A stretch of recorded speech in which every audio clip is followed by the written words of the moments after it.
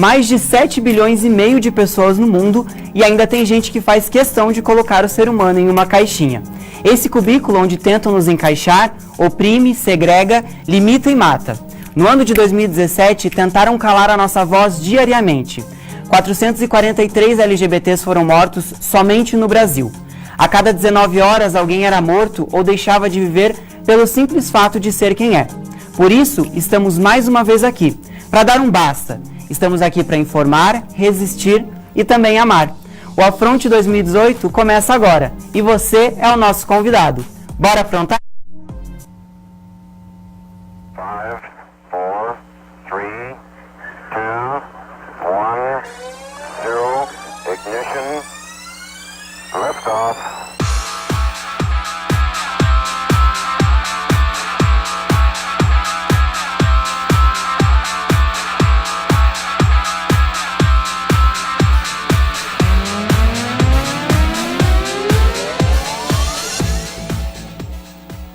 Meu nome é Odara The Queen, eu sou uma drag queen, gay, estudante e principalmente um ser humano. Junto com essa plateia maravilhosa,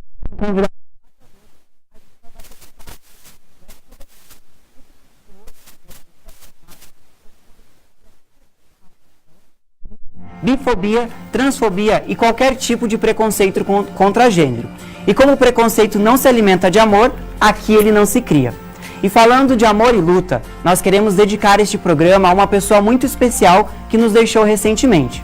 A professora Victória Vieira, do curso de Direito aqui da UP, participou do Afronte 2017 e sempre estava disposta a ajudar os alunos do curso de jornalismo. Ela era uma mulher transexual, ativista e exemplo de força. Victória Vieira não era apenas professora do curso de Direito da Universidade Positivo. Vitória era luz, era força, era mulher. Sempre disposta e sorridente, falou abertamente sobre identidade de gênero, diversidade e igualdade. Símbolo de militância, de garra e de muita resistência, vivendo no país que mais mata transexuais em todo o mundo. Forte, mas doce como uma flor. A gente nunca vai esquecer da primeira professora trans a dar aulas em uma universidade particular. Victória nos faz pensar, refletir, aceitar, respeitar e, principalmente, Victória nos faz amar. Acho que a grande chave para a gente, pelo menos, conseguir transpor um pouco do preconceito existente, seja no universo LGBT como um todo, é o conhecimento. É falar sobre. E por isso eu acredito e estendo neste momento o convite a falar sobre LGBTfobia. Entre os grupos minoritários, os travestis e transexuais são os grupos mais excluídos socialmente. Então, ser uma mulher trans hoje ainda é um símbolo de força, de resistência, de afronta, né, de afronta e de tomar realmente as rédeas da sua vida e querer ser alguém na vida. E é para fazer valer a luta da professora Victória e de tantos outros LGBTs que nós estamos aqui hoje. Antes de mais nada, eu quero agradecer a presença dos nossos convidados, da nossa plateia e de todos aqueles que estão participando ou que ainda vão participar das nossas redes sociais. Se ajeita aí que o Afronte só está começando. E o preconceito nada mais é do que a falta de informação. O medo do desconhecido nos causa desconforto e é muitas vezes aí que tudo começa.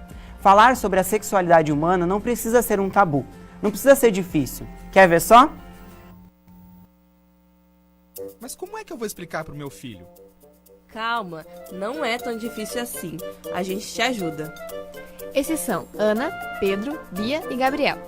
Todos eles foram ensinados que deviam comer apenas brigadeiro de sobremesa. Até certo momento, nenhum deles viu problema em comer só brigadeiro. Conforme o tempo foi passando, eles descobriram novos sabores de sobremesa. E cada um teve uma sensação única sobre a experiência. A Bia, por exemplo, não quis experimentar outros docinhos, pois se sentia confortável com o brigadeiro. Já o Pedro decidiu que seu docinho favorito era, na verdade, beijinho. A Ana experimentou beijinho, mas ainda assim gostava muito de brigadeiro, então percebeu que sua sobremesa favorita era Dois Amores.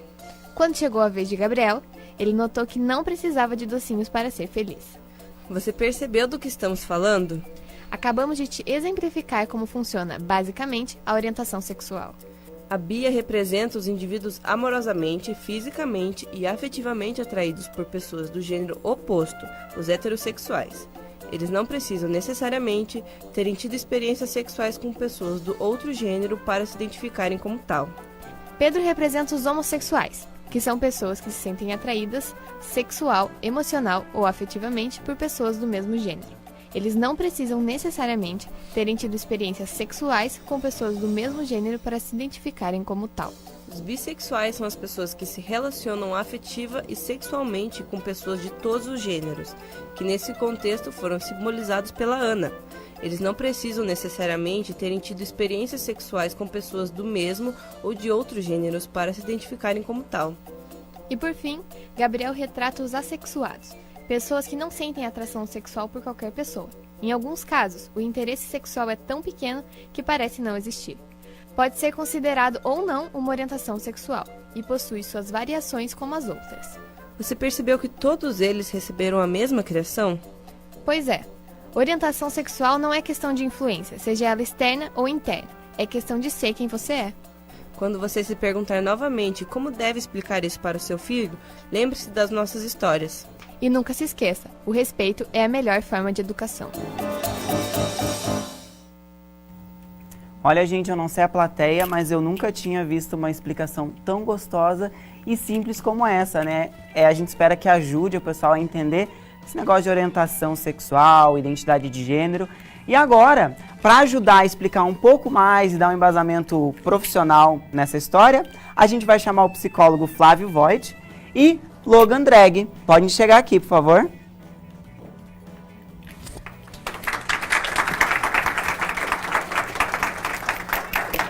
Isso mesmo, faltou o Liminha para levantar a plaquinha. Palmas! Bom dia, tudo bem, pessoal? Bom dia.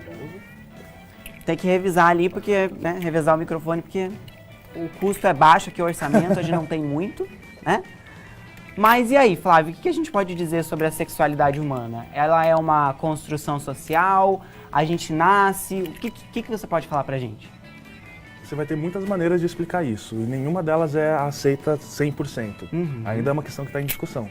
E toda discussão sempre prefere, o ideal é sempre reduzir o máximo de estigma que você possa colocar. Então, se você coloca que é só uma construção social, como seria o que a teoria queer diz, que toda sexualidade é única e toda sexualidade é uma construção social, você está dizendo que você começa a trabalhar mais na questão de liberdade e despatologiza o negócio. Isso é bem-vindo. Mas também você pode ver uma questão mais clínica, que é de dar nome para o que é uma pessoa transgênero, ou cisgênero, ou assexual, ou homossexual, ou bissexual. E aí você vai ter várias categorias. E isso também não precisa necessariamente ser ruim, porque ajuda a pessoa a se localizar, mesmo que ela esteja num gueto, ela pelo menos se sente mais em casa, em algum lugar. Então você pode categorizar de muitas maneiras, desde que você valorize a liberdade, está tudo bem. E Logan, você acha que essa dificuldade em aceitar,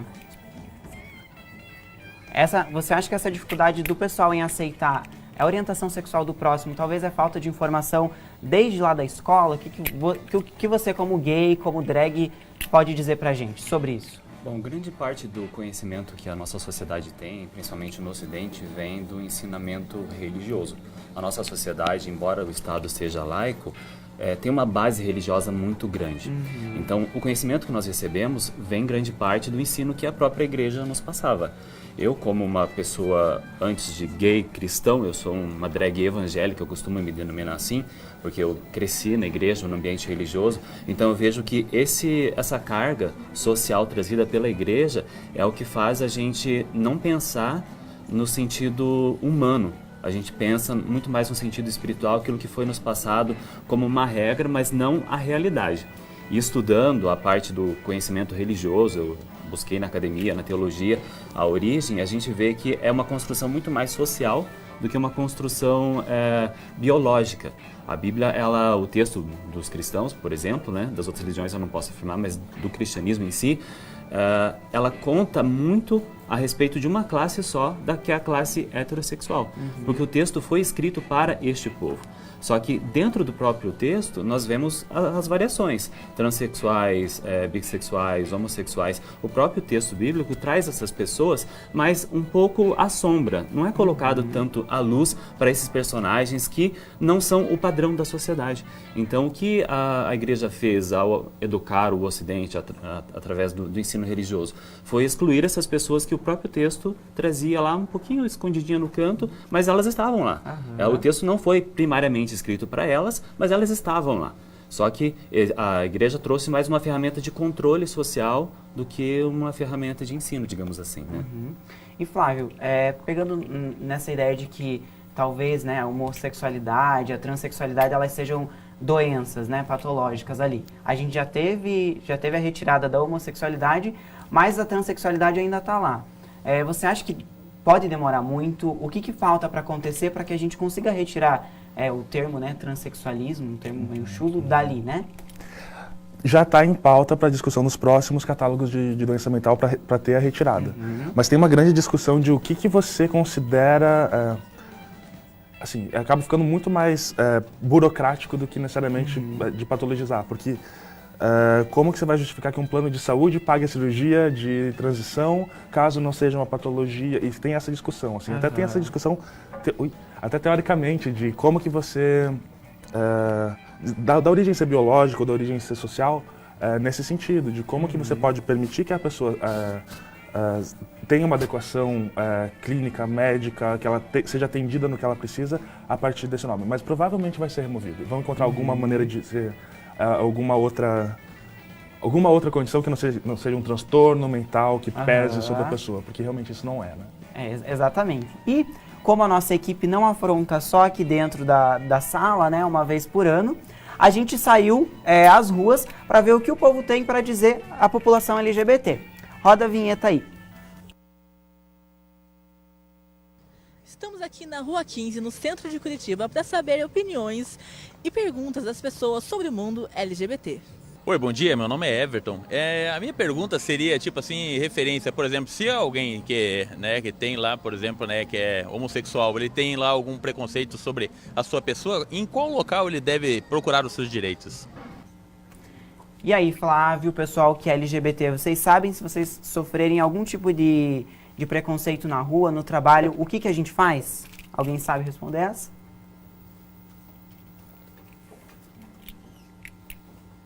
Cri-cri. Apela para violência, não. Apela para o braço, mentira. Olha, é muito importante que nós, como população LGBT, né, além de pedir direitos, a gente saiba como pedir, como a gente pode se defender. Então, em casos de homofobia, né, de preconceito, a primeira orientação é sempre ir numa delegacia mais próxima, fazer um boletim de ocorrência. E também, para quem às vezes não está em condições, né, dependendo do tipo de violência, se for física ou psicológica, não pode sair de casa às vezes, pode ligar no Direitos Humanos, que é o Disque 100, e relatar tudo o que aconteceu. Então é muito importante para que a gente consiga criminalizar a homofobia, né, porque aí, apesar dos números serem muito altos, 443 pessoas morreram por serem LGBTs ou por estarem envolvidas com LGBTs, então é importante fazer essa denúncia para que porque sem números a gente não consegue nada, a gente não consegue pleitar nada, né, junto com as autoridades. Então, sempre denuncie. E pode colocar a próxima pergunta pra gente, por favor. Eu queria muito ver a resposta em relação a isso. Tipo, como é viver com... Tipo, eu sou pansexual, eu sou bissexual, eu sou homossexual. Eu tenho muita curiosidade de saber, tipo, como é que você se vê dentro da sociedade, como você é reprimido, o que tipo de repressão que você sofreu. Eu acho isso muito interessante. Muitas perguntas. Primeiro, como é ser homossexual? Alguém da plateia quer responder, por favor? Participação, amores. Não me arrasa, não. A gente tá ao vivo. Ninguém. Alguém? Raul Daniel. Se apresenta, Raul Daniel. Nem todo mundo te conhece. O meu nome é Raul. E eu queria falar que não tem como você... Não tem o sentimento de ser homossexual. Porque realmente não é uma coisa que faz diferença no seu ser. E sim é uma coisa que você é uma pessoa que é mais parecida com você do que um heterossexual. Não tem uma graça nessa pergunta. Não que ela esteja sendo preconceituosa, porque eu acho que quando você ama alguém, você não escolhe essa pessoa pelo sexo. É uma coisa que já nasce com você, não é uma coisa que você se transforma por influência ou alguma coisa nesse sentido. Eu acho que é isso. E segundo a pergunta dela ali, como você se enxerga na sociedade sendo homossexual? Eu me enxergo em partes invisível, mas também quando eu sou representado de uma forma que não representa todo mundo da nossa comunidade. Eu sou eu sou gay, só que existe o gay negro, existe o gay que é afeminado, e essa parte do afeminado é colocado de forma caricata na mídia. Então acho que a representação não está sendo correta, quando a nossa comunidade é tão grande e abrange tanta gente. Uhum. Alguém mais quer responder essa pergunta? Pessoal? Eu sinto que é um sentimento que se transforma também. Realmente, cada um tem o seu próprio sentimento e são milhões de pessoas, cada uma com o seu. Mas eu sinto que, pelo menos hoje em dia, a gente está tendo, talvez até por a gente estar sendo um pouquinho mais agredido politicamente, o senso de unidade está aumentando um pouco mais. Ontem eu vi uma cena que me mostrou muito como é diferente você ser... Como a idade faz diferença, assim. Eu já estou com 28, não é tão velho, mas na nossa comunidade eu acho que é. Mas eu estava andando pela rua, saindo de casa, e tinha um casal gay de meninos, tipo, 16, 17 anos, de mãos dadas na minha frente. E eles estavam caminhando enquanto tinha um rapaz cortando grama. E o rapaz cortava grama, eles passaram por ele, e ele mirou a roçadeira bem num cocô de cachorro e jogou neles. E eles não perceberam. E eu amei que eles não perceberam. Veio em mim também, sujei minha calça. Quando acontece isso, vai merda pra todo quanto é lado. Né? Mas eu achei incrível que eles não chegaram a perceber. Existe ainda, eu acho que nunca vão parar de jogar bosta na gente. Mas a nossa experiência tem sido transformada. Eu acho que aos poucos a gente tem conseguido conquistar alguma coisa. Eu acho que é muito uma questão de as pessoas saberem lidar, né? Porque não tem gente que não sabe às vezes lidar com a diferença, mas também acho que vai um pouco da gente saber lidar com a diferença deles, né? Porque ali, na diferença por diferença, todos somos diferentes, mas a gente é igual, então acho que é convivência, é saber lidar mesmo. E a gente vai para a próxima pergunta agora, por favor. Por que que ele é? Qual é a satisfação que ele tem em ser gay? O que é que a sociedade lhe mostrou para ele ser gay? O que é que ele não gostou da sociedade para que se tornasse gay? Qual é a satisfação sexual dele? Porque o gay, para se tornar gay, ele tem que ter uma satisfação sexual. Porque o gay se deduz, em princípio, que é uma satisfação sexual, não é uma satisfação pessoal, é sexual. Ora, pois, estou atordoada. Sem nem o que falar. Experimenta, né? Às vezes. Eu acho que a ideia desse senhor ali é a ideia que muitas pessoas têm da comunidade LGBT, que às vezes é uma questão de perversão, promiscuidade. Ele falou ali que pra ser gay você tem que ter uma satisfação sexual. Eu acredito que pra ser hétero também, né? A pessoa não tá ali só pra reproduzir, né? Ela quer sentir alguma coisa, ela quer uma troca ali, né? O que você fala pra gente, psicólogo? Eu acho que volta um pouco pro que o Logan disse da religião, porque a religião, ela poda o prazer sexual. Então, quando você é hétero, você tem um alvará para ter prazer sexual, que pelo menos você está tendo filho, você está casado. Você tem... E lidar com o prazer pelo prazer é chocante para uma sociedade tão conservadora. Então, a gente poderia dar uma resposta de não, existem 1000 prazeres afetivos e você é uma pessoa como qualquer outra e se apaixona. Mas não, a gente transa também e tem prazer, e o prazer conta muito, e sim, é muito bom. Então, por que censurar isso? Estamos aqui por causa de uma transa, né, gente? O horário permite falar isso? Permite. A Silvia do Mami, pode falar. Eu gostaria de fazer uma intervenção, porque é difícil também a gente compreender a cabeça desse senhor na forma como ele falou. E o que está completamente errado é nós tentarmos entender a homossexualidade com a nossa cabeça heterossexual. Né? Então, primeiro, nós precisamos entender os conceitos, os sentimentos, a forma de construção das pessoas, que é diversa. Um ser não é igual ao outro, né? Nem mesmo mães, que daqui a pouco vocês vão conhecer, que têm filhos gêmeos, de mesma placenta, de mesmo DNA, e que não são pessoas iguais, né? Então, eu acho que o princípio de tudo é a gente não querer compreender o outro a partir da nossa cabeça e da nossa formação. Obrigado. É exatamente isso, né? Cada indivíduo tem uma formação, vai pegando ali as coisas da vida, então a gente não tem como colocar todo mundo ali na caixinha, como eu falei no começo do programa. Tem outra pergunta, produção? Mentira, não tem ponto, não.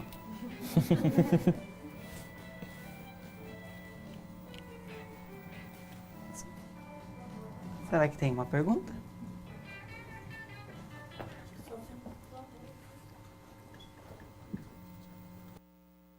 Eu gostaria de saber como vocês, da direção da escola, como vocês tratam essa questão da homofobia no dia a dia dos alunos, na convivência deles, quais são as medidas que vocês tomam em relação a isso. E essa é a minha pergunta. Muito obrigada.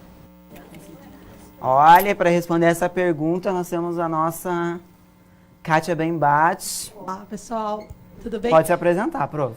Ok, sou professora de jornalismo, estou um pouco rouca, vocês vão me perdoar, né? Kátia Brembate. Aqui na Universidade Positiva, vou falar particularmente do curso de jornalismo, né? Primeira coisa que a gente faz é abrir o espaço, né? A gente fala muito sobre visibilidade, então a gente abre o espaço, o Afronte aqui é uma prova, né? No ano passado a gente fez pela universidade toda o dia do combate à homofobia, então interagindo com outros cursos, mostrando qual que é o posicionamento do curso. O posicionamento do curso é de defender o respeito em todas as formas. Então a gente não defende que o jornalista respeite só o homossexual, né? Ele deve respeitar o homossexual, o heterossexual, o muçulmano, o ateu, né? A gente aprende no curso de jornalismo lá no primeiro ano, lá em fundamentos, lá nas primeiras disciplinas, a gente já aprende que a gente não está aqui para julgar o outro, mas para informar. E quanto mais a gente informar a sociedade, a gente acredita que mais evoluída vai ser essa sociedade. Então, essa é a lógica aqui do curso de jornalismo da Universidade Positiva. Arrasou. Bom, e agora vamos para a próxima perguntinha.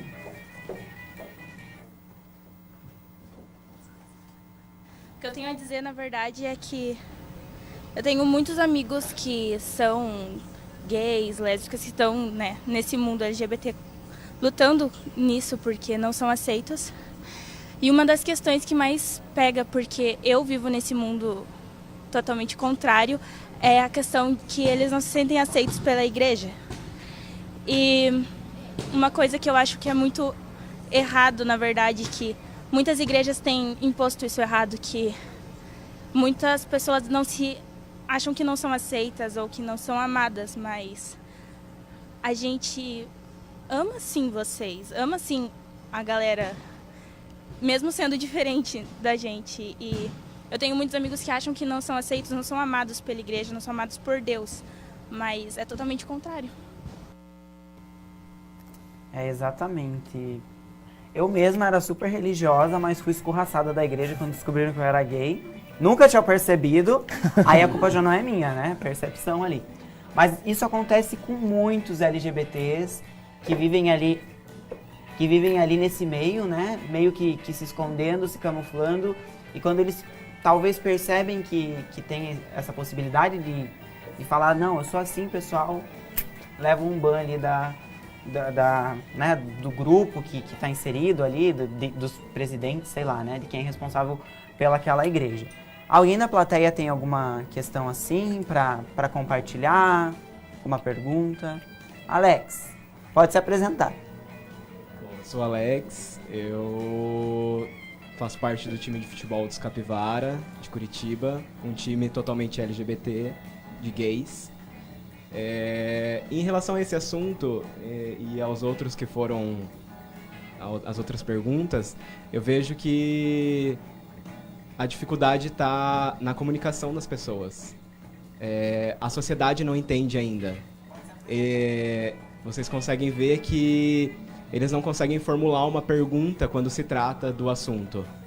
Então, primeiro de tudo, a sociedade tinha que entender que nós não somos bicho, nós não somos de outro planeta, nós somos pessoas iguais a todo mundo e pode fazer uma pergunta clara, específica, não precisa ter medo de usar termos que às vezes chulos ou não, porque nós sabemos diferenciar, assim como todos os outros assuntos que são tratados na sociedade.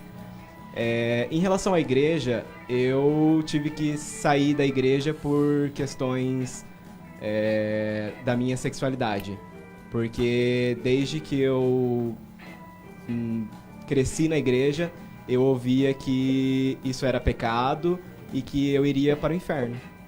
Então, quando eu me aceitei em primeiro lugar, foi quando eu coloquei na minha cabeça: se Deus ama todo mundo, por que eu tenho que ir pro inferno? Se eu for pro inferno, todas as pessoas que são iguais e são LGBTs forem pra lá, eu quero ir pra lá então, porque vai ser o melhor lugar. Porque se pro céu só vai as pessoas que estão fazendo coisas certas, eu duvido que tenha 2 pessoas no céu. Então, essa questão religiosa, ela é uma questão muito pessoal. Eu mesmo não frequentando mais a igreja, eu acredito no meu Deus, eu tenho a minha crença, eu não deixo de seguir muitas coisas do que eu aprendi, porém, eu não posso mais frequentar a igreja onde eu vou por causa da minha sexualidade, que eu sei que eu não serei aceito. Eu teria que ir e ser um personagem dentro da igreja. Então, eu não nasci para isso. Eu sou gay e me amo como eu sou e vou ser sempre essa pessoa dentro da igreja, se for, fora da igreja, no meu trabalho, com os meus amigos, onde for. Então, eu não sou um personagem para ficar atuando nos setores. Arrasou. Se tudo é errado, todo mundo vai pro Vale dos Homossexuais, que fica entre o céu e o inferno, a gente vai ficar ali no limbo, ouvindo Lady Gaga. Bom, e olha, a gente tem uma interação aqui do Facebook, da Priscila Fontes, e a pergunta é para você, Flávio. Ela pergunta assim: como os pais podem perceber um comportamento diferente no seu filho e ajudá-lo na descoberta da identidade de gênero? O que é um comportamento diferente, primeiro, né? É difícil você dizer, esse comportamento é o que você espera de uma criança, esse é o que você não espera de uma criança. Então, não só para questões de gênero, para qualquer comportamento de uma criança, você precisa estar presente. Qualquer pai que seja presente no crescimento dos filhos vai permitir que tenha uma porta aberta para que essa criança converse ou que ela se expresse da maneira que ela achar melhor. Se ela se expressa da maneira que ela achar melhor, ela provavelmente vai dizer o que ela precisa. Ou pelo menos, em geral, as crianças dizem, as crianças não têm medo de dizer. Então, se ela sente alguma coisa diferente, em geral ela vai falar. Se você estiver disposto a ouvir, você já deu 90% do caminho. É isso. E agora vamos para a nossa última perguntinha, por favor. Pergunta não, eu só tenho um pensar. É feliz? Só isso. Se ele é feliz, tá ótimo. Não me incomoda, não me faz nada. O importante é ele ser feliz. E aí, vocês são felizes, gente? Olha, eu tenho depressão, então eu devo incomodar ela um pouco, mas... Brincadeira. Acredito que sim, né? Sim. Como qualquer outra pessoa. Embora a sociedade, retornando à pergunta que a menina fez lá, né, como você se sente, eu que vim de um ambiente religioso, para o ambiente religioso eu sou a pior pessoa que existe. Ainda mais eu assumindo a pessoa de um cristão, de uma drag evangélica, eu frequento igreja hoje ainda, eu continuo numa comunidade, só que é uma comunidade inclusiva. Então, o fato de eu ter me aceitado e ter encontrado um lugar que me aceita de acordo com a minha fé, porque independente de eu ser LGBT, de eu ser cis ou trans, independente do gênero ou da whatever, né, você pode exercer a sua espiritualidade. O tradicionalismo vem dizer pra gente que não, se você não entrar dentro dessa caixinha, você não pode. Só que o conhecimento te traz essa liberdade, essa libertação. Eu encontrei essa libertação estudando, correndo atrás, fiz faculdade de teologia, eu me informei, eu busquei todas as fontes que eu podia buscar para conseguir encontrar essa felicidade.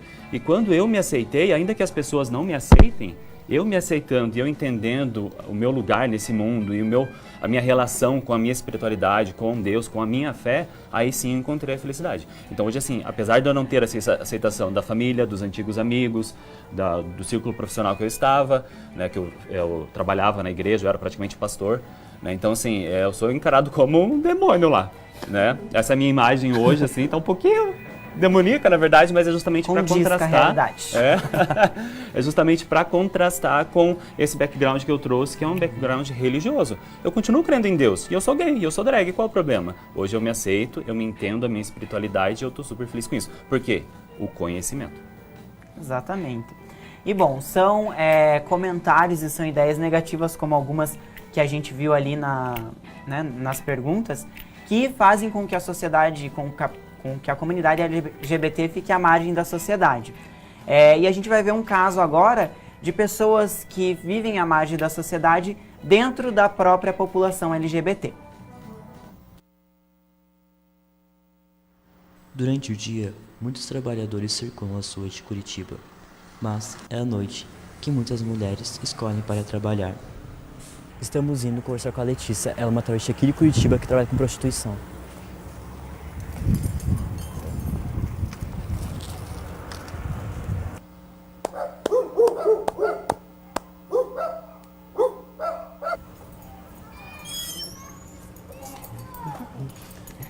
Tudo bem? Como você tá? Subir? Letícia aceitou conversar com a equipe abertamente em sua casa. Eu fui pra rua, eu conheci uma pessoa, o nome dela é Jenny Weiler. Ela me convidou, vamos ir pra rua? E eu, curiosa, que aceitei. E fui pra rua com ela, e foi onde eu comecei a fazer programa. No meio da prostituição, acho que eu tô em torno de 8 anos, 8, 9 anos. Quando eu contei para meus pais, eu contei com 13 anos. Eu tive apoio deles, então para mim não foi difícil encarar. E depois desse momento eu só fui encarando o que veio.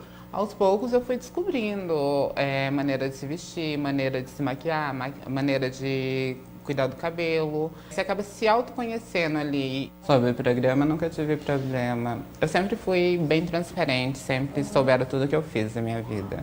Eu tive um assalto na rua, do tempo que eu tenho de rua, por pessoas que eu jamais imaginei que seriam assaltantes. Eu tenho clientes fixos e tenho variado. Atualmente estou atendendo 3 clientes de São Paulo e um do Rio de Janeiro. Essa semana eu atendi um rapaz,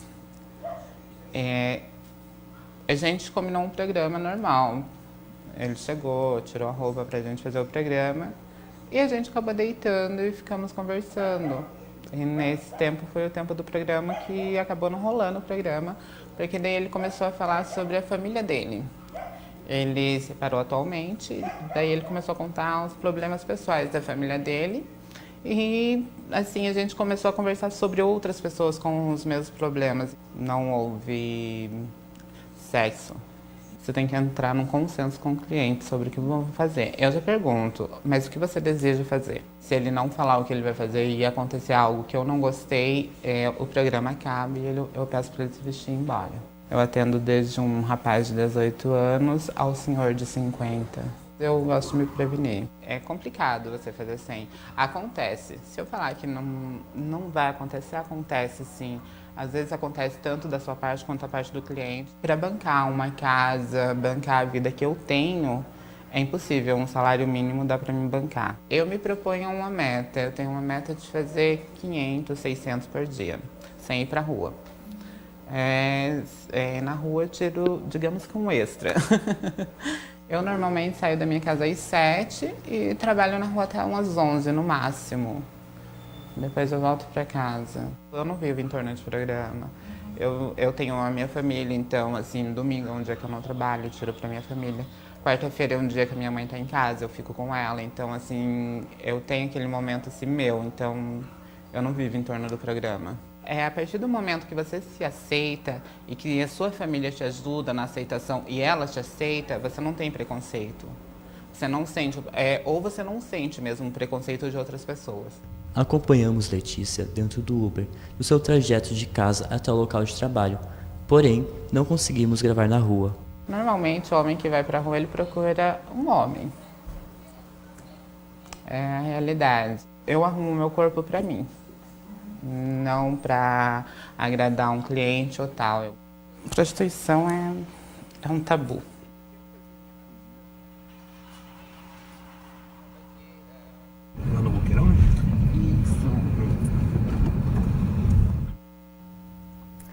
Bom, e a história da Letícia é de muitas travestis e transexuais do Brasil.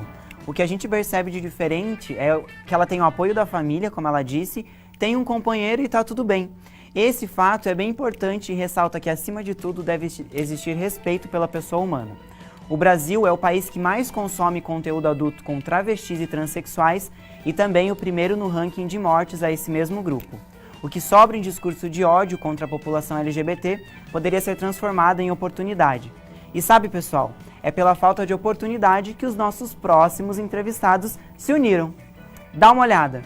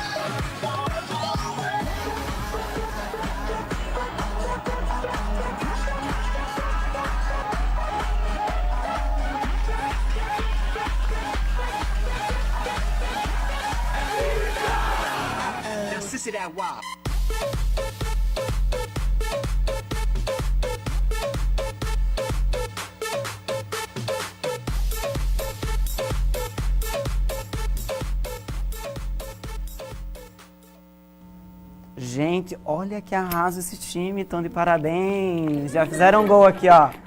Bom, e como eles não dormem no meio do campo, né? Eles já estão aqui. O Alex e o Guilherme, eles fazem parte do Capivara Futebol Clube, né? E agora conta um pouquinho pra gente, de onde surgiu essa ideia de um time só de homossexuais? O Capivara, ele foi criado em novembro de 2016 por um grupo de amigos que queriam praticar esportes e resolveram começar com essa modalidade. Eles gostavam do futebol e resolveram, por que não montar um time só de gays? E aí foi quando começou o time dos Capivara. E vocês acham qual que é a importância de ter times, não importa o esporte, mas de LGBTs participando ali? Então, eu acredito que o esporte ainda, por mais que ele carregue essa bandeira de não ter preconceito, até os Jogos Olímpicos são os jogos que simbolizam a união dos povos, ainda não há o espaço para gays no esporte profissional. Ainda existe um grande tabu em volta. Por exemplo, o Brasil é o país do futebol, mas no futebol profissional não existe um jogador que se assuma gay em um time da Série A, da Série B, em qualquer divisão. No voleibol nós tivemos um caso na Superliga, em 2011, que foi o caso do Michael, do Vôlei Futuro, que ele sofreu ataques homofóbicos no ginásio, mas foi o único assim, e depois no dia seguinte ele se revelou homossexual, porém é ainda um grande tabu em volta do esporte. Então os times ainda eles não... Os gays até eu acho que eles não se sentem confortáveis em jogar em um time hétero, e os héteros também não se sentem à vontade de dividir vestiário com um gay. Talvez ele pense que ele vai sofrer alguma coisa ali junto por dividir o mesmo ambiente. Então por isso eu acho que é importante a criação desses times para eles poderem praticar também, para eles terem a liberdade de fazer o esporte. E com quantas manas começou esse time? Já começou completinho ali ou faltou? Não. O pessoal, no início, eles começaram só para criar o time com 2 amigos que tiveram a ideia. E o time começou com 10 jogadores, assim, no primeiro jogo. Isso, né, em 2016. Hoje nós estamos com um grupo mais ou menos de uns 55 a 60 jogadores. E... Vários times em um só. São muitos jogadores. E a gente começou agora também com um time de vôlei só para gays, que faz um mês e nós já estamos com 65 jogadores, mais ou menos. Olha só, que pena, eu queria participar, mas já tem muito, então deixa pra lá. E assim, pra quem quer participar, como é que a gente faz? É bem fácil, a gente pode procurar a gente nas redes sociais, nós temos o Instagram, nós temos o Facebook, nós temos todos os jogadores que podem procurar, pode mandar mensagem. Até nós temos a maior procura pelo time vem das redes sociais. Acabam descobrindo de alguma forma o time e eles mandam mensagens de como podem jogar, onde podem jogar e E até às vezes rolam umas histórias assim de... mas eu sou discreto, eu... Discreto fora do meio, eu sou. E nós temos muito isso e é triste ver isso, né? Porque em pleno século XXI a gente vê pessoas bonitas, bem resolvidas pessoalmente, mas tendo que se esconder por algum motivo pessoal. Os nossos jogos ocorrem toda quarta-feira, das 7h40 às 9h, às 10h, no Rebouças, ali na João Negrão, no Bola de Meia. E o vôlei, aos domingos, das 5 às 7, no Rede Esperança, no Capão da Embuia. Olha, a gente tem uma perguntinha aqui da plateia, do Vinícius Severiano. Da plateia não, das redes sociais. Ele tá na plateia também, mas desconsidera. Algum de vocês já sofreu algum ataque homofóbico? Olha, eu digo por mim que não. Eu não. Pode ser que dentro do time tenha ocorrido, mas o caso ainda não chegou pra gente. Mas eu acho que ataque homofóbico acontece não só nisso, mas em qualquer momento, na rua, no shopping, em qualquer lugar você pode sofrer um ataque homofóbico, até mesmo pelo teu jeito de ser, né? Mas no time, graças a Deus, a gente ainda não teve isso. Tem outros times, outras pessoas que jogam no mesmo horário que a gente e até hoje não sofremos nada, por enquanto. Entendi. E a gente viu um VT ali, né, que foi o Guilherme que fez, sobre a Liguei. O que é isso, gente? Olha, a Liguei é um campeonato, como se fosse um campeonato brasileiro para os gays. Com a criação das redes sociais dos times, se popularizou de uma maneira que ele não conseguiu controlar, tantos times surgiram pelo Brasil. O vale todo caiu, né? Então tem time em todos os estados, então a Liguei seria um campeonato para reunir todos. Essa foi a segunda edição, a primeira edição tinha sido ano passado. Esse ano tivemos em Porto Alegre e contou com a participação de 12 times, mais de 250 atletas e representantes de Brasília, Rio de Janeiro, São Paulo, Paraná, Santa Catarina. E já tem próximos eventos? Já tem campeonato aí? Tem. Final do mês agora nós estamos indo para a Taça Hornet, patrocinado pela Hornet, em São Paulo. A gente não vai fazer propaganda da Hornet aqui, tá? Só arrumar uns boy pra gente. Né? Então serão 15 times disputando esse campeonato. Os jogos vão ocorrer no dia 1º e dia 2. E em consequência do final de semana, no dia 3 terá a Parada Gay de São Paulo. E todos os times e todas as pessoas estão convidadas para participar, né? E aproveitando para dizer que existe uma votação no Facebook, onde cada time escolheu um representante para ser... o mais votado vai ser o garoto do mês de junho da Hornet. E você tá concorrendo, Alex? Sim. Votem no Alex! Deem joinha Podem pra votar ele. muito lá. Depois ele paga uns drinks pra nós. E o pessoal da plateia tem alguma pergunta? Alguém se interessou? Por favor. Não, eu queria perguntar para vocês, estão falando em termos de jogar profissionalmente e tudo mais. Como que era na educação física para vocês na escola? Porque para mim era horrível. Jesus! Eu fingia que eu tava doente. Ou jogava vôlei com as bem complicado, né? Porque são vários casos. No meu caso, eu nunca gostei de futebol. Eu nunca gostei de educação física, né? Eu já tirei nota vermelha em educação física. Ai, Alex, assim não dá. E é o que a gente mais escuta nos bastidores do time até. A maioria dos atletas tem isso em comum, tipo, todos chegam falando, tipo, eu odiava educação física, eu não gostava de jogar bola.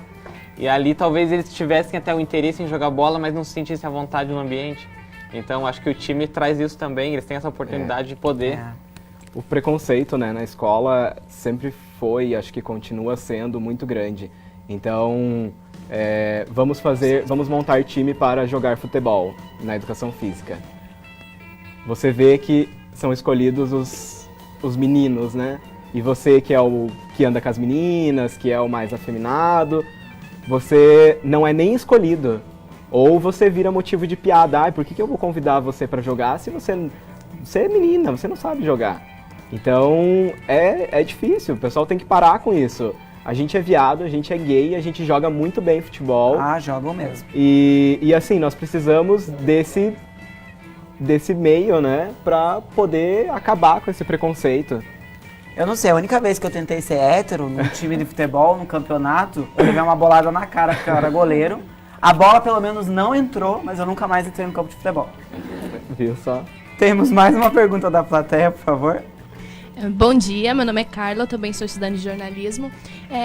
Eu achei muito interessante a ideia de vocês, o trabalho, eu não conhecia. E eu fiquei incomodada com uma coisa, eu nunca vi na mídia tradicional nada sobre o assunto, principalmente nos veículos que cobrem muito esporte. Como que vocês lidam com isso? E se essa é a ideia, vocês querem levar, vocês querem fazer as pessoas conhecer, o que vocês pretendem a fazer em relação a isso? Olha, então, vou falar como profissional da área, eu sou jornalista, trabalho com esporte. Como é que tá o mercado, futebol. Guilherme? Não, o mercado a gente conversa depois, mas... E é muito difícil, eu acho que o mesmo que eu comentei ali no começo sobre a falta dessa inclusão de gays no esporte profissional, também existe na mídia. Então talvez, não sei, talvez o time tenha medo de contratar um gay ou então fazer uma matéria sobre um gay e talvez perder um patrocinador, perder alguma coisa que seja comercialmente bom para ele. Então, na imprensa eu acho que ainda é difícil. Mas, por exemplo, na Liguei nós tivemos uma super cobertura dos veículos de comunicação de Porto Alegre. A Rede Globo acompanhou o SBT, a Record, então foi tipo super positivo a participação lá. E é isso, ninguém mais? Perguntinhas? Mais alguma? Podem perguntar. Marcele, lá. Desculpa. Meu nome é Marcela e eu tenho uma filha de 9 anos e eu vejo que é muito comum pais, principalmente de meninos, nessa idade já incentivar os meninos a jogarem futebol, né? 8, 9 anos. Nessa idade, vocês já conhecem ou vocês têm algum lugar para indicar para esses pais que veem que os filhos não querem jogar com garotos normais e já querem um time menorzinho assim? Olha, boa pergunta, né? Boa pergunta. Vamos ganhar dinheiro e montar uma escolinha de futebol. Capivara Júnior tá surgindo aí. Capivara Júnior vai vir depois desse programa, né? Obrigado, né? De nada, aqui ó, os royalties. Na verdade, assim, essa é uma pergunta bem interessante, porque eu acho que ninguém tinha pensado nisso. Mas a gente faz um contrato, né? Tem que dividir em 4 pessoas esse negócio aí. É incrível isso, porque existem casos de pais que já têm a percepção, né, dos filhos serem diferentes, né? E eles têm medo desse preconceito já inicial do que o filho vai ter, né?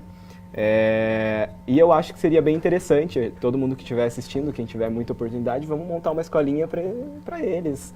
O nosso time ainda não tem isso, mas nós temos pessoas que têm filhos pequenos e levam nos jogos.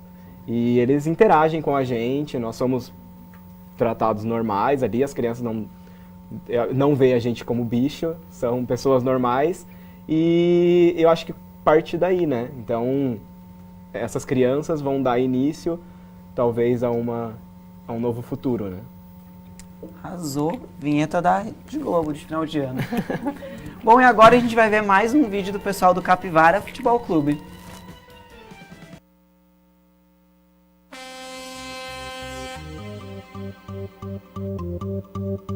Prepara que agora é a hora do show das poderosas que descem e rebolam, afrontam as fogosas, só as que incomodam, expulsam as invejosas que ficam de cara. Que tiro foi esse, viado? Que tiro foi esse que tá amarrado? Que tiro foi esse, viado? Samba na cara da inimiga, vai samba. Desfila com as amigas, vai samba. Mi música no discrimina a nadie, así que vamos a romper. Toda mi gente se mueve, mira el ritmo como los tiene. Vai malandra, eita louca, tô brincando com bumbum. Vem malandra, eita louca, tô brincando com bumbum.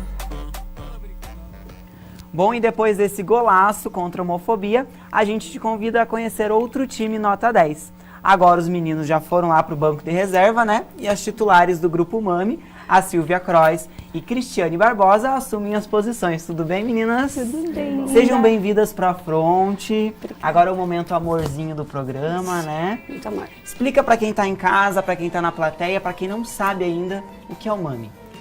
O MAMI chama Mães de Amor Incondicional. É um grupo que se criou diante da necessidade das mães entenderem o que acontece com seus filhos. Quando uma mãe não está preparada, o impacto é muito grande, e a gente percebeu que uma amiga não estava bem com a filha lésbica e tomou um café juntas. E desse café surgiu o MAMI. E a gente nunca mais parou, a gente está sempre acolhendo e está sempre em movimento de acolhimento. Né? E todas as mães que participam do grupo têm filhos homossexuais ou não? Se é uma mãe e está disposta a ajudar outra mãe, eu posso entrar? Sim, pode. E quantas mães atualmente tem no grupo? Eu acho que no nosso grupo de WhatsApp, umas 18 a 20 mães. Os encontros são bem personalizados, são pequenos, para que todas possam falar, não é uma formação, alguém vai palestrar. A gente vai trocar experiências, né? E na página de Facebook tem quase 500 seguidores. Olha só, Vamos então lá, sigam, que a gente já está amando aqui essa história maravilhosa.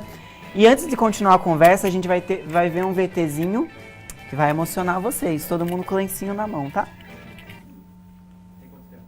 A maior emoção da minha vida foi escutar o choro do meu filho o dia que ele nasceu. Tem alguns anos já que eu descobri, ele não contou, mas eu descobri. A mãe sempre sabe tudo, né, desde o começo, mas você nunca sabe ver nas outras famílias, mas não sabe o que vai acontecer com você.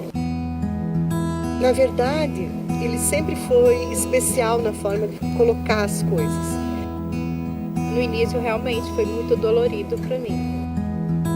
Ele me convidou para assistir o Sexto Sentido e tinha dito que precisava conversar comigo. Era uma vez. Eu peguei, virei para ele e falei: meu filho, você é meu filho. Eu te amo do mesmo jeito. Ele era chamado de gayzinho na escola. Os meninos, né, brigavam, queriam bater nele. E Mauricinho, né, porque também ele sempre foi vaidoso, andou bem arrumadinho. Teve alguns casos que de repente ele nem me contou, que eu não tomei conhecimento, mas é muito triste para uma mãe, né, saber disso, porque todos, independente de qualquer coisa, todos somos filhos de Deus e todos temos o mesmo valor. Ninguém é melhor que ninguém. O fato do Juliano profissionalmente ter ido muito bem, tirou o foco do preconceito e aí entrou a aceitação de quem ele é, dele ser feliz. Talvez se fosse para ele escolher, não seria essa a escolha, né, pelo preconceito, pelas coisas, né, que existem nesse mundo, né, que não é fácil de... Eu acho que o amor, ele supera tudo. Ela foi a primeira que eu contei, quando eu tive um sonho, alguma coisa. Eu lembro que quando eu comentei com ela, eu tinha 6 anos. Então, assim, ela por ser evangélica, tudo, ela sempre foi meu porto seguro, sabe? E foi difícil no início, depois ela chegou pra mim e falou, tipo, não, cara, eu te aceito do jeito que você é. Eu te amo do mesmo jeito e não vou viver sem você, então... Tudo que eu sou, eu devo aos exemplos que eu tive em casa, tanto da mãe quanto do pai. A amizade, o caráter, a índole, a boa educação, todas as oportunidades que eu tive, eu devo aos pais e principalmente a minha mãe também. Minha mãe é justa, minha mãe é correta, e isso é uma coisa que sem dúvida eu aprendi com ela. Ela tem valor, tem essência. E sempre aprende um com o outro. Então, desde sempre, desde aprender a andar, aprender a falar, a tomar uma decisão de faculdade, a qual roupa escolher para sair pra baladinha. Então, eu acho que é tudo, representa tudo. Ela é o meu alicerce. Não sei viver sem ela. É que a gente quer crescer. Ser mãe pra mim é tudo, é meu chão, é meu lar, é meu alimento, é meu sustento, é minha força.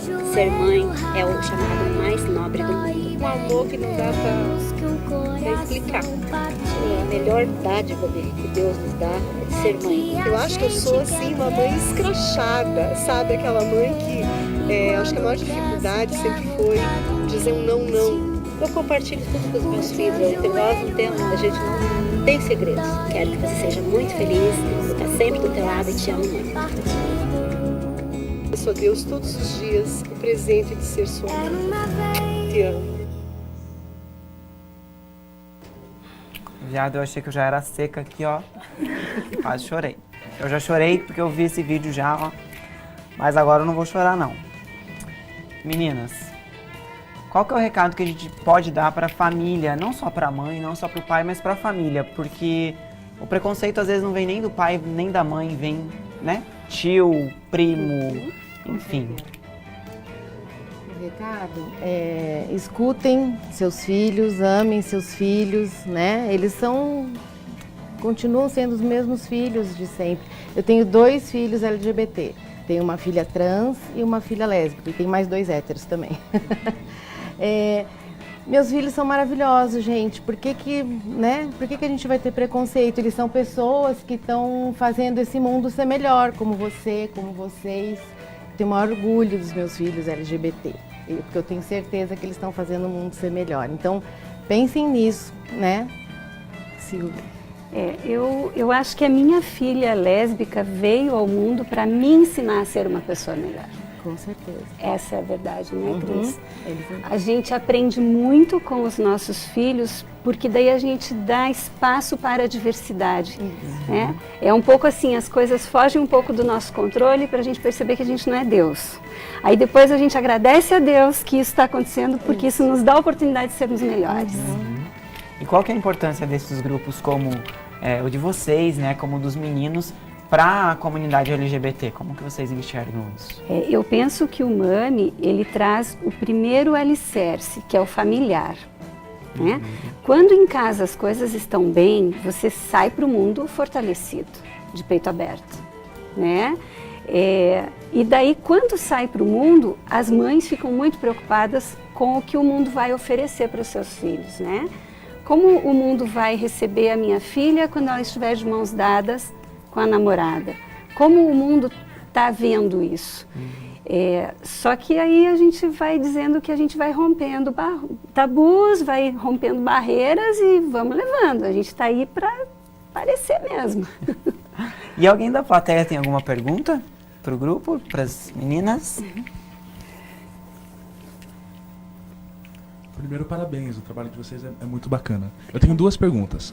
Uma é que acabou de terminar uma novela das 8 que tinha uma personagem chamada de mãe de gay, que era ridicularizando a vergonha que ela sentia dos filhos serem gays, e ela foi a única personagem que não se redimiu na novela toda. No último capítulo ela ainda estava com vergonha do filho. Como que vocês veem isso? E a segunda pergunta é, e os pais? Bacana. Os pais, olha, o meu marido é sensacional, assim, ele, acho que antes de mim ele aceitou melhor, sabe? O nosso processo foi complicado porque primeiro a minha filha trans e depois minha outra filha, né, se revelou lésbica, mas os pais, na minha casa a gente não teve problema, né? Mas eu acredito que é bem difícil, por aí é complicado os pais aceitarem, né? Agora, como no caso é uma menina, então não sei se é diferente, né? Para um pai aceitar Mas eu tenho um menino, que no caso trans, né? E que são gêmeos, né? Até queria pegar o gancho que a Silvia já tinha dado antes. São gêmeos idênticos, univitelinos. E um é hétero, o outro é trans. Então, para as pessoas deixarem de achar que isso a pessoa já nasce assim, né? Não tem como... minha filha enfrentou aí uma infância bem conturbada por conta disso, né? Mas graças a Deus hoje em dia tá tudo ok. Com relação à novela, eu tenho que confessar que eu não assisto. Eu pego os flashes, as propagandas, então eu não sei o contexto para poder te falar, né? Mas a gente quer muito modificar essa realidade através de ações do nosso grupo ou também do Mães pela Diversidade, que na outra novela anterior que tinha a Ivana e o Ivan, o Mães pela Diversidade até apareceu na novela, né? Então, a gente pode não assistir novela porque não gosta, não curte, mas eles também têm algum papel modificador, né? Às vezes de uma forma caricata que eu não gosto, que nem o Félix Abichamar faz um desserviço para a nossa militância, né? Então eu sempre tenho um olhar muito crítico. Eu não vou saber te dizer exatamente quanto é essa mãe, mas eu gostaria que eles tivessem tido a oportunidade de mostrar uma mudança, né? Porque a gente sempre acaba se entregando. Eu acho que mãe que é mãe de verdade, que tem amor, ela vai se dobrar em algum momento, com certeza. Mais alguma pergunta da plateia? Não? Nenhuma pergunta das redes sociais, produção? Então tá. Bom, eu quero agradecer a participação das mães da Mami, né? Dos meninos do CAP, do Flávio, da Logan, da plateia inteira, de todo mundo que participou nas redes sociais, direto ou indiretamente do programa. Nós acreditamos que o primeiro passo para combater o preconceito seja pelo conhecimento. Muito ainda precisa ser feito para que a comunidade LGBT deixe de viver com medo. E é por isso que a gente está aqui hoje. Nós estamos aqui todos os dias para mostrar resistência e afrontar. Para mostrar que o preconceito é que precisa de cura e que nós somos sim uma família. Então, seja gay, seja lésbica, bi, trans ou travesti, intersexual, pan ou hétero. Seja humano, seja você. Eu sou a Dara The Queen e quase nasci assim. E esse foi o Afronte 2018. A gente se vê por aí. Até mais. Cílio colado, neca coendada, arrasa viado. Tchau.